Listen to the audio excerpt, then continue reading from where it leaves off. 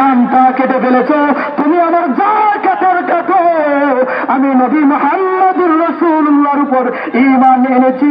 তোমার মতো কাযযাবকে, তোমার মতো কাযযাবের উপর ঈমান এনে আমি আমার মহামূল্যবান সম্পদ ঈমানকে ধ্বংস করতে চাই না।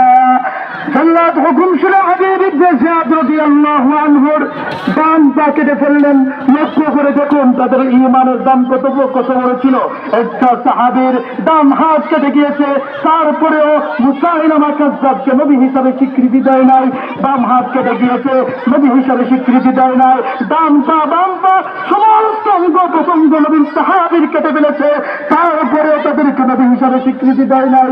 তাদের ঈমান কত বড় মজবুত ছিল, তাদের ঈমান কত বড় মজবুত ছিল। এবার নির্ভয় মুসাইলামা কাযযাব ডাক দিয়ে বলে, ও হাবিব ইবনে যায়েদ, তোমাকে আরেকটা সুযোগ দিলাম, যদি তুমি আমাকে মুহাম্মাদের পাশাপাশি নবী হিসাবে স্বীকৃতি না দাও রে, তোমার দেহ থেকে তোমার মাথাটা আলাদা করে ফেলবো। হাবিব ইবনে যায়েদ বললেন, তোমার মতো বন্ধুকে নবী হিসাবে মেনে আমি আমার মহামূল্যবান সম্পদ ঈমানকে ধ্বংস করতে চাই না। বাইরে আমার লক্ষ্য করে দেখুন, মুসাইলামা কাযযাবের হুকুমে হাবিব ইবনে যায়েদ রাদিয়াল্লাহু আনহুর দেহ থেকে মাথাটাকে আলাদা করে দিয়ে হাবিব ইবনে যায়েদ রাদিয়াল্লাহু আনহুকে চিরতরে শহীদ করে দিয়েছে। তারপরে মুহাম্মদুর রাসূলুল্লাহ সাল্লাল্লাহু আলাইহি ওয়াসাল্লামের পর